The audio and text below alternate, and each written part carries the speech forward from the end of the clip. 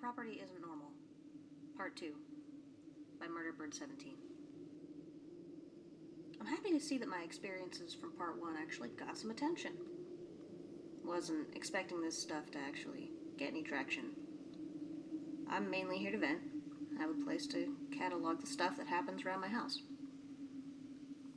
People also seem to enjoy the part where that naked dude attacked me, then cartwheeled into the woods, crying like a baby when I stabbed him. Still not sure if he was human. Now, I feel obliged to tell more of my experiences. Also, feel free to leave any questions you have, and I will try to answer them in the next post. That being said, if you haven't read Part 1, I suggest you go back now and read it.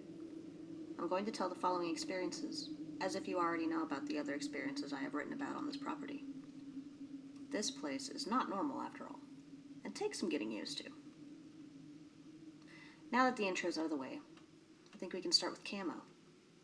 And Camo is a fucking nuisance. First time I came into contact with him was during the first white-tailed deer season I had on my property.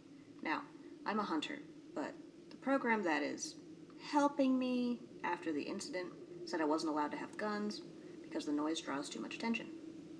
Bullshit.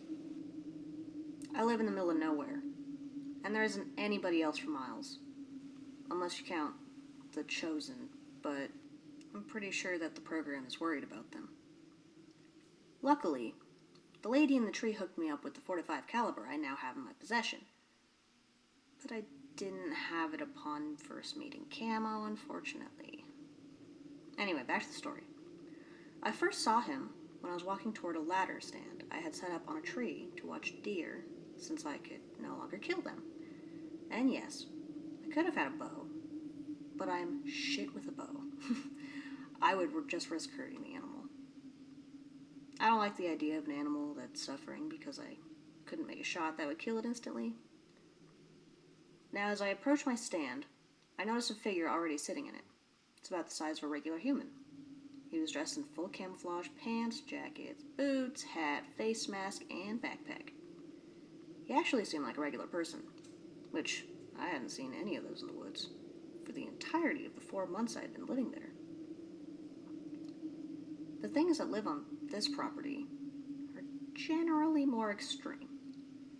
But no matter how relieved I was to see a proper human for once, he was deep in my property and hunting in my stand. I had to get him to leave. I reluctantly shouted over to him, "Hey! You ain't supposed to be here. Time to go, dude." Now I was about 75 yards away, to his left, but I yelled plenty loud for him to hear me clearly. He didn't flinch. He stayed facing straight forward like a statue. What a prick. Look, try to be creepy all you want, but ignoring someone like that is just rude. I know he hears me. I have reason to believe he was just trying to freak me out because I've made him break character before. So after I yell and he ignores me, I start getting impatient. I yelled the same thing at him again, but louder. Still ended with the same response. What a dick! Now, I'm livid, because he's making me ruin all my chances of seeing deer this afternoon by making me yell at him. So naturally I start a brisk stroll over to tell him off to his face, or maybe kick his ass. I already noticed he didn't have a rifle, so I just assumed he was watching like I was planning on doing. Of course, he could have had a concealed handgun, but I'm a dumbass, so I didn't consider that. Then I heard the crunch of something under my foot, and the sudden sound of rope sliding across the surface at high speed. I froze for a fraction of a second, and before I could squeak out oh shit, I'm hanging upside down from my ankle. There was a loop around my leg that held me suspended 7 feet off the ground like a damn cartoon. I was like a fucking Looney Tunes character. I couldn't help but roll my eyes. I immediately knew it was Camo, and when I look up, or down, shit, I was upside down, so I don't really know where I had to look, but I saw him slowly climbing down the ladder. Like, really slowly. What a dramatic guy. If he wasn't so obsessed with appearances, he probably could have killed me. That's what I think he wanted to do anyways. There was a machete on his hip that I could now see, and the blade was chipped in a way that made it look serrated. Wouldn't have been a very useful tool unless you wanted to inflict pain. I think the biggest flaw with Camo's trap, though, was that he didn't account for the single fact that 99% of people who live alone in the woods learn that carrying a large knife at all times is a necessary thing if you want to stay alive. I wish I could tell you that I did a flip after I cut myself down and landed on my feet, like some sort of badass, but I didn't. I landed on the back of my neck and my vision went dark for about 15 seconds, which I guess was enough time for Tweedle Dumbass to finally get to the bottom of my ladder stand. As I stood up, I saw that he was standing completely still at the base of the stand, still 50 yards away from me, staring at me. I could hear his thoughts from here. Damn. Why did he get out? Shit. Then he turned and bolted. This dude was booking. I lost sight of him in less than 30 seconds into my chase. Had to give up. I need to jog more. And what more? By the time I got back to the ladder stand, it was already getting dark. I didn't even get to watch my deer. I've seen Camo on multiple other occasions as well, but I figured him out.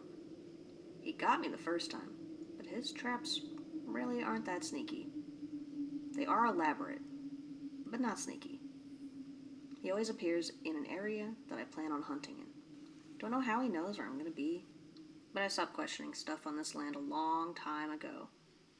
But I always notice him long before I get to the location. Again, I have no idea how he plans this shit out.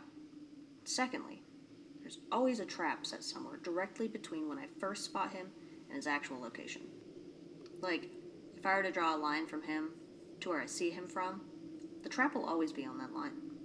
Also, another thing to realize is that none of his traps are fatal. They are all meant to keep me from escaping, but not kill me. They do hurt, though. One time I almost stepped in a bear trap, he has head out, and it for sure would have broken my leg had it got me. This non-fatal part was his downfall. I figured out that he didn't want me to die in a trap. He probably wanted to do the deed himself, or maybe do something else, but he really didn't want me dead in a trap. So all I had to do to get him riled up was die in a trap, right? After the lady in the tree hooked me up with the pistol a little over a year and a half ago, one of the first problems I wanted to solve with it was the creator of the various nets, ankle snares, and holes that attempted to contain me many times before. And I knew exactly how I was going to do it. One of Camo's recurring traps was just a large 11-foot deep hole covered by a large amount of suspiciously patterned sticks and leaves that could literally be seen 100 yards away. I just had to wait until he used this trap again. After a swinging log that I think was supposed to knock me out, and another net that was meant to land on top of me, I might add that it was made of wire so I couldn't cut through it, but it also had a glare from the sunlight that made it impossible not to see. I finally come across the trap I was looking for, 4 weeks after I got the gun. I find myself walking toward an 11-foot hole, trying to pretend I don't see it. Suddenly I start falling. I was ready for the fall and let out a loud yell as I traveled downwards, and as I hit the ground, I stayed as quiet as possible, which was hard considering the broken toe and dislocated knee I had just received. Fuck Camo for making me do this. I army crawled over to the side of the hole and laid my head against the side to make it look like I had broken my neck. Then I waited. It took 15 minutes for that little prick to dramatically make his way over to me. But I heard him walk up to the edge of the hole. I obviously had to close my eyes to appear dead because I couldn't run the risk of blinking, but I almost smiled when I heard Camo mutter to himself, "Oh shit, no.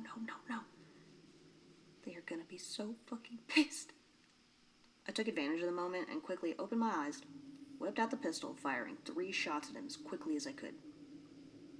I missed with all but one. The bullet that met its mark put a hole in Camo's shoulder, and he let out a garbled scream of nonsense and gibberish. Something along the lines of, "You piece of fucking, you, I can't believe that ass fucking you shit. Ah!" He didn't end up running away, but as he ran, I heard him say, "Fuck this dude. I'm fucking done." I was laughing my ass off. Till I realized I was severely injured and had to climb out of this hole.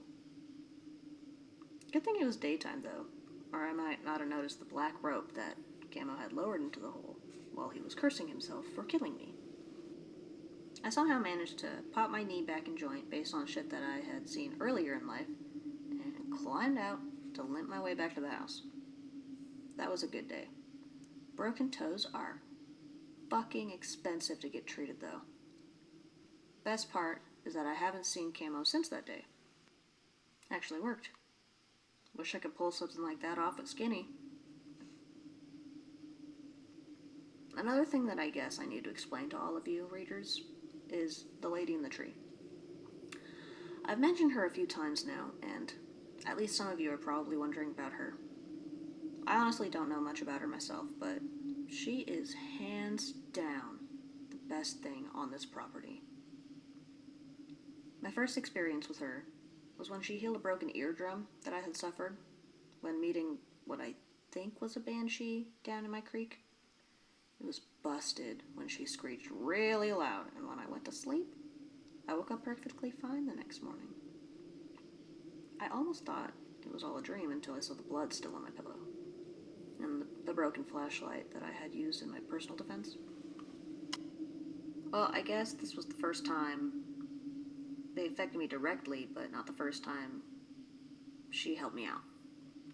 The true first time I didn't realize was her until last night. It was the gun. The gun that I talked about purchasing in part 1 wasn't really purchased. I just wasn't willing to admit that I looted it off of an old corpse that I had found in an abandoned log cabin in the back of my property. This is an example of how sneaky she is. I only started to wonder if it was her doing while I was recording the first set of these stories, and I started thinking about how good a shape this gun was in. Of course, it was a little dirty when I found it, but it was also in perfect operating condition.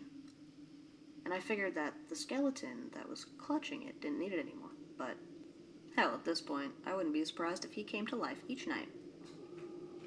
Either way, I left the cabin with a new sidearm and 2 boxes of ammunition. I didn't really think about it too much because finding a gun on a body is pretty mild considering the events that go down here on a week-to-week basis. But yesterday, I started questioning the real origins of this gun. It was so well maintained and new feeling when I got it, but the skeleton looked like it had been there forever. Not to mention the fact that the gun was unloaded and the box of ammo was unopened. But the skeleton looked like it had died holding the gun, like he was intending to use it. It didn't add up. So I headed back to the cabin, and I found my answer. Everything was the same when I got there, as it had been over a year ago. I mean, nothing had changed, especially not the body. The exact same as before. I was nervous at first, not because the body scared me, but because the joke about the skeleton coming back to life from earlier wasn't really that far-fetched in this place. I've never even seen an undead skeleton, but I have seen other forms of undead. Maybe I'll tell you about those experiences sometime. Nervous or not, though, I had to confirm my suspicions. I approached the body, started examining the clothes, just like I expected. The flannel shirt, brown jeans had no tags. Not like they had been ripped out, but like they were never there to begin with. Now, there was only one more thing to check. I took out my knife, scraped the blade down the skeleton's exposed arm bone. Sure enough, a shaving fell off. It was wood. The entire skeleton was made of wood, painted a lightish brown, among other discolorations, to look like the real deal. The lady in the tree is very talented when it comes to wood, but she can do so much more. I've only seen her in person 2 times. Once when I caught a glimpse of her smiling, and she walked into an opening into a tree, only to close the opening with a door that fits so perfectly I couldn't see the edges when I walked up to it. It just looked like a normal tree. And a second time, 2 days after I encountered the screeching banshee in the creek. I saw her out the window of my front door, smiling in. She winked at me and ducked out of view. I ran to the door to see her fully, but by the time I swung the door open, she was gone in the night. Nowhere to be seen. Which is really annoying. I would almost consider us friends by now, and she still won't show herself to me fully.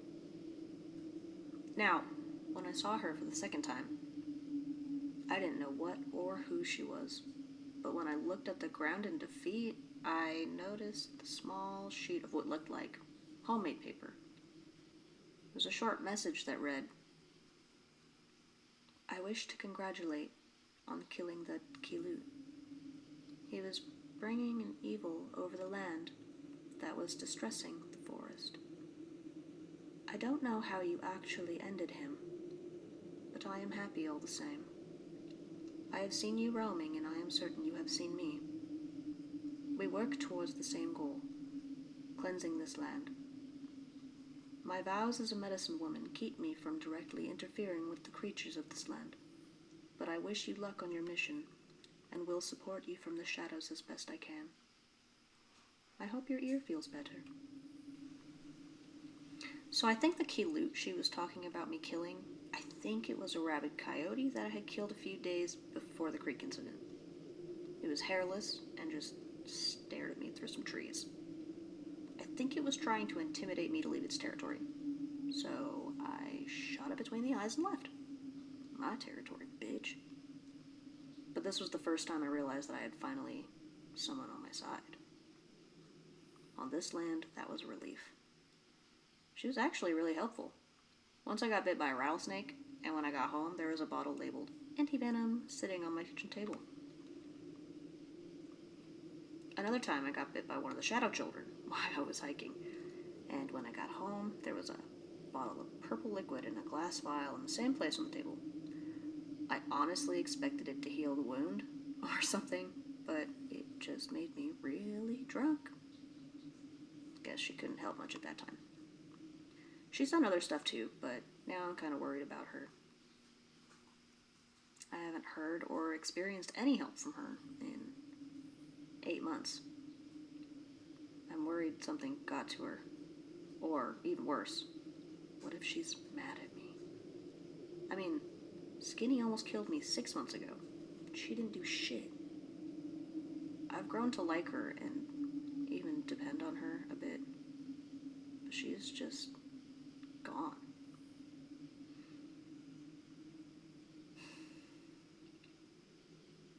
I think I'll call it quits for this post, but hopefully I can stay alive long enough to post more. The hunt for Skinny continues, and if you don't know who that is, shame on you for not reading the first post before now.